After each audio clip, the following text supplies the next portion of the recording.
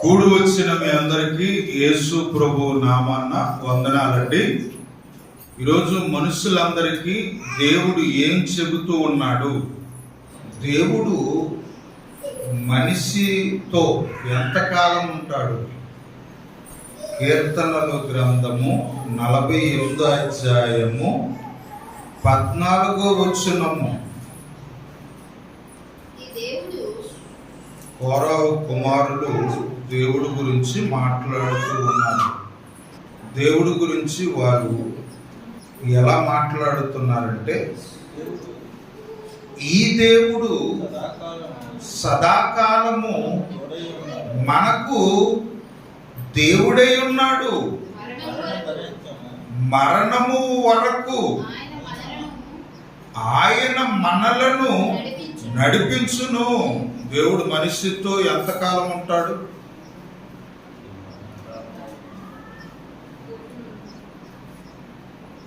దేవుడు మనిషితో ఎంతకాలం ఉంటాడు అని అంటే, ఈ దేవుడు, ఈ బైబిలులో చెబుతున్న దేవుడు, సృష్టికర్త అయిన దేవుడు, యేసు ప్రపంచానికి పరిచయం చేసిన దేవుడు, ఇజ్రాయేలీలు నమ్ముకున్న దేవుడు, సృష్టిని చేసిన దేవుడు, నరుణ్ణి నిర్మించిన దేవుడు, సకల కోటి ప్రాణులను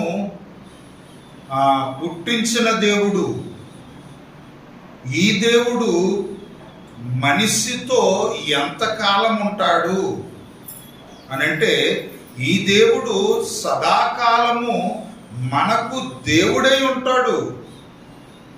సదాకాలము మనకు దేవుడుగా ఉంటాడు. ఇంకా ఆయన గురించి వాళ్ళు ఏమంటున్నారంటే, మరణం వరకు ఈ దేవుడు మనలను నడిపిస్తాడు. మనతో దేవుడు ఎంతకాలం ఉంటాడు? ఏంటి, నేను నా భార్యతో ఎంతకాలం ఉంటాను? నా భార్య నాతో ఎంతకాలం ఉంటుంది? చెప్పలేమన్నమాట. ఎందుకంటే మరణం అనేది ఎప్పుడు వస్తుందో తెలియలేని పరిస్థితి. కన్ను మూసినంత వరకు ఉంటానని నేను అన్నా, ముందుగా చావు వచ్చిందనుకో, నేను వెళ్ళిపోవాలి. మరి నేను ముందు అన్నమాట, మరి మరణం నా చేతిలో లేదు, ముగింపు నా చేతిలో లేదు, నా అంతము ఎలాగుండబోతుందో నా చేతిలో లేదు. దావీదు గారు 39వ కీర్తన, దావీదు మహారాజు దావీదు గారు 39వ కీర్తన 4వ వచనము. దేవుడా, నా అంతము ఎట్లుండినది, నా దినముల ప్రమాణము ఎంతైనది నాకు తెలుపు. నా ఆయువు ఎంత అల్పమైనదో నేను తెలుసుకొనగోరుచున్నాను. నా దినముల పరిమాణము నీవు బెత్తడంత చేసి ఉన్నావు. నీ సన్నిధిని నా ఆయుష్కాలము లేనట్టే ఉన్నది. ఎంత స్థిరుడైనను ప్రతివాడు కేవలం ఒట్టి ఊపిరి వలె ఉన్నాడు. చాలు. కాబట్టి భార్య భర్తతో అన్నా, భర్త భార్యతో అన్నా, ఎల్లకాలము సదాకాలము మరణం వరకు నేను నీతో ఉంటాను అనడానికి వీలు లేని పరిస్థితి ఈరోజు మనిషి జీవితం, మానవ జీవితం. ఉండలేము సదాకాలం మనం. మరి దేవుడు ఉంటాడు, దేవుడు ఉండగలడు అని అంటున్నారంటే ఏంటి? ఆయనకండి సాగు పుట్టుకులు లేనివాడు, ఎల్లకాలం ఉన్నవాడు. ఆయన ఆయుష్కాలం ఎంత అంటే ఏం చెప్పగలం? ఆది యందు దేవుడు భూమాకాశములను సృజించెను. అవునా? అంటే ఆ దేవుడు ఎప్పటి నుంచి ఉన్నాడంటే ఆది నుండి ఉన్నాడు. సృష్టి ప్రారంభానికి ముందున్నాడు, సృష్టి తర్వాత ఉన్నాడు, ఇప్పుడున్నాడు. ఎప్పుడు వరకు ఉంటాడు తెలియదు అన్నమాట మనకు. అంతం లేనివాడు, మరణం లేనివాడు. కాబట్టి మనుషులతో చివరి వరకు ఉంటానని మాటిచ్చిన ఆ మనిషి ప్రాణము, ఆ మనిషి చావు ఆ మనిషి చేతిలో లేదు. కాబట్టి మనకి భార్యకు భర్త ప్రమాణం చేసిన, అలాగే భర్తకి భార్య ప్రమాణం చేసిన ఎల్లకాలం ఉంటామనడానికి వీలు లేదనమాట. దేవుడు మనిషితో ఎంతకాలం ఉంటాడు అని అంటే కోరాహు కుమారులు అంటున్నారండి, 48వ కీర్తన 14వ వచనము, ఈ దేవుడు సదాకాలము మనకు దేవుడై ఉంటాడు, ఈ దేవుడు మరణం వరకు ఆయన మనలను నడిపించును. అంటే చావు వరకు మనతో ఉంటాడట, ముగింపు వరకు మనతో ఉంటాడట. ఒక మంచి మాట, ఈ మాట చదవగానే నాకు జ్ఞాపకం వచ్చిందండి. ఒకసారి అక్కడికి వెళ్దాం. యోహాను సువార్త, యేసు ప్రభు బ్రతుకున్నప్పుడు ఒక మాట అన్నారు, మరణానికి సమీపమైనప్పుడు ఇంకో మాట అన్నారండి. యోహాను సువార్త 8వ అధ్యాయము 29వ వచనము. ఎవరు ఈ మాట ఎవరు అంటున్నారు? యేసు ప్రభు. ఎప్పుడు అంటున్నాడు? భూమి మీద బ్రతుకున్నప్పుడు అంటున్నారు, నన్ను పంపినవాడు అంటున్నాడు. నన్ను పంపినవాడని ఎవరి గురించి మాట్లాడుతున్నారు? తండ్రి అయిన యెహోవా దేవుని గురించి, సృష్టికర్త గురించి యేసు ప్రభు మాట్లాడుతూ ఉన్నారు.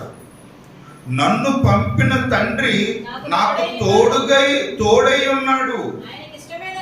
తండ్రికి ఇష్టమైన కార్యములు నేను ఎల్లప్పుడూ చేయుదును గనుక ఆయన నన్ను ఒంటరిగా విడిచిపెట్టలేదని చెప్పాను. అంటే దేవుని తోడు, దేవుడు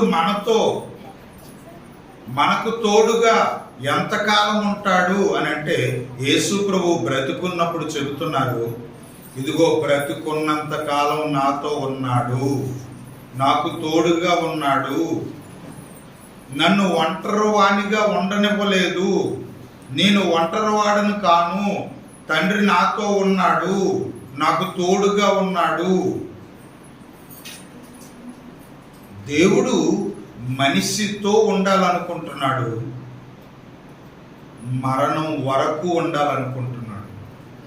మత్తయి సువార్త 27వ అధ్యాయము 46వ వచనం. యేసు ప్రభు చనిపోయే ఆ చివరి ఘట్టం ఇది. యేసు ప్రభు చనిపోబోతున్నారు, సిలువలో మరణించబోతున్నారు, సిలువలో ప్రాణం పెట్టబోతున్నారు.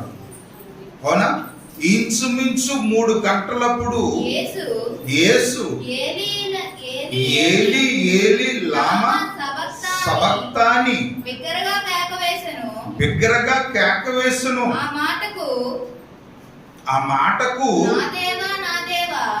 నా దేవా నా దేవా నన్నెందుకు చెయ్య విడిచితువని అర్థము. అంటే యేసు ప్రభు చెయ్యని తండ్రైన దేవుడు ఎప్పుడు వదిలేశాడు అని అంటే చివరి దినం వరకు, మరణం వరకు తనతోనే ఉన్నాడు, తనకు తోడుగా ఉన్నాడు, తనను ఒంటరిగా వదలలేదు. మరణించేటప్పుడు అంటున్నారు యేసు ప్రభు, నన్ను ఎందుకు వదిలేస్తావని. అంటే ఆ మరణం వరకు దేవుడు మనతో ఉంటాడు. మరణం వచ్చినప్పుడు మన వాళ్ళందరూ ఎక్కడ ఉంటారండి? ఎవరు ఎక్కడ ఉంటారో తెలియదు. అవునా? కబుర్లు పెట్టుకుంటావా చనిపోయినప్పుడు? బంధువులందరికీ, తెలిసిన వాళ్ళందరికీ, రక్త సంబంధులకి.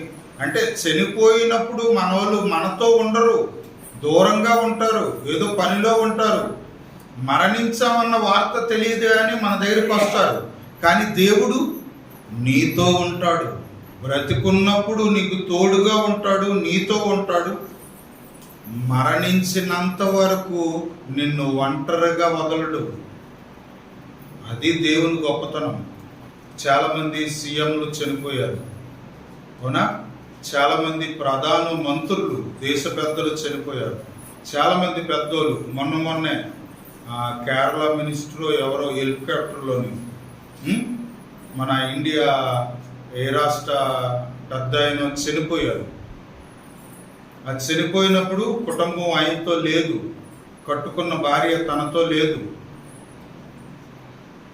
అంటే మనిషితో ఎంతకాలం ఉంటారు? అప్పుడప్పుడు తల్లిదండ్రులు పిల్లల్ని కన్న తర్వాత తల్లి పనిలో పడిపోద్ది, తండ్రి పనిలో పడిపోతాడు, పిల్లలు ఆడుకుంటున్నారులే అని వదిలేస్తారు.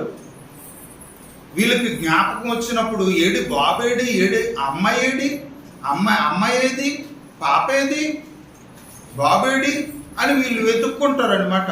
అంటే పిల్లలను మరిచి బ్రతికిన తల్లిదండ్రులు ఉన్నారు పనిలో పడిపోయి. జ్ఞాపకం వచ్చినప్పుడు పిల్లల్ని వెతుక్కుంటారు.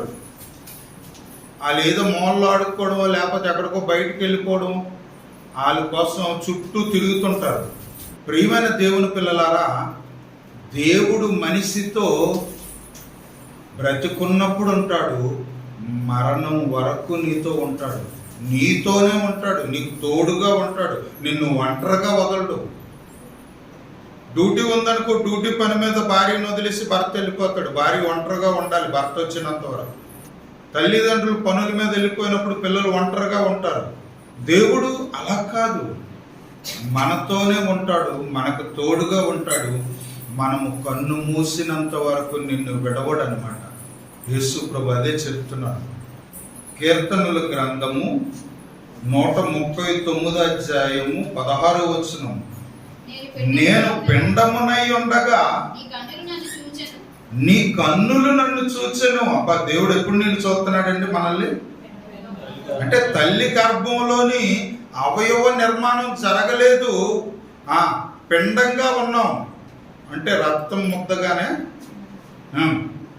పిండంగా ఉన్నప్పుడట, నేను పిండమునై ఉండగా నీ కన్నులు నన్ను చూచెను. ఈ కీర్తన రాసిన 139వ కీర్తన రాసిన దావీదు గారు అంటున్నారు. 139వ అధ్యాయము 1, 2, 3 వచనాలు చదువుకుందాం. యెహోవా, నీవు నన్ను పరిశోధించి తెలుసుకొని ఉన్నావు. దేవుడు మనిషిని ఎలా తెలుసుకుంటాడట? పరిశోధించి తెలుసుకున్నాడట. నేను కూర్చోవటం, నేను లేవడం నీకు తెలియను. అమ్మో, మనం ఎప్పుడు లేచిపోతున్నాం, మనం ఎప్పుడు కూర్చుంటున్నాం, మనం ఎక్కడికి వెళ్తున్నాం, ఏం చేస్తున్నాం అమ్మ నాన్నకి తెలుసండి? భార్యకి తెలుసా భర్త ఏం చేస్తుండో? భార్య ఏం చేస్తుందో భర్తకు తెలుసా? మనుషులు ఏం చేస్తుండ్రో మనుషులకు తెలుసా? చూసారా, మనుషులకి దేవుడికి ఉన్న వ్యత్యాసం. నా తలంపు పుట్టక మునుపే నీవు నా మనస్సును గ్రహించుచున్నావు. బా, అంత మేధాశక్తి దేవుడికి ఉంది. మనస్సును కూడా గ్రహించే తలంపులు, నా తలంపులు పుట్టక మునుపే నా మనస్సును గ్రహించుచున్నావు. నా నడకను నా పడకను నువ్వు పరిశీలన చేసి ఉన్నావు. నా చర్యలన్నిటినీ నువ్వు బాగుగా తెలుసుకొని ఉన్నావు. యెహోవా మాట నా నాలుకకు రాకమునుపే అది నీకు పూర్తిగా తెలిసి ఉన్నది. వెనుకను ముందును నీవు నన్ను ఆవరించి ఉన్నావు. నీ చెయ్య నా మీద ఉంచి ఉన్నావు. అమ్మో, చూసారా దేవుడు ఎంత ముందున్నాడు, ఎంత ముందు వెళ్తున్నాడు. మానవ సమాజం అంత ముందుందా? ఒక భార్య విషయంలో భర్త అంత జాగ్రత్తలు తీసుకుంటున్నాడా? ఒక భర్త విషయంలో భార్య అంత జాగ్రత్తలు తీసుకుంటుందా? కడుపును పుట్టిన పిల్లల విషయంలో తల్లిదండ్రులు అంత జాగ్రత్త తీసుకుంటున్నారా? అంత కేరు. దేవుడు మనిషితో ఎంతవరకు ఉంటాడు, ఎలాగుంటాడు అని అంటే, ఆయనలాగా మనం లేము. మనుషులతో ఆయన ఉన్నట్టు మనం లేము. Please subscribe my YouTube channel. అందరికీ వందనాలు.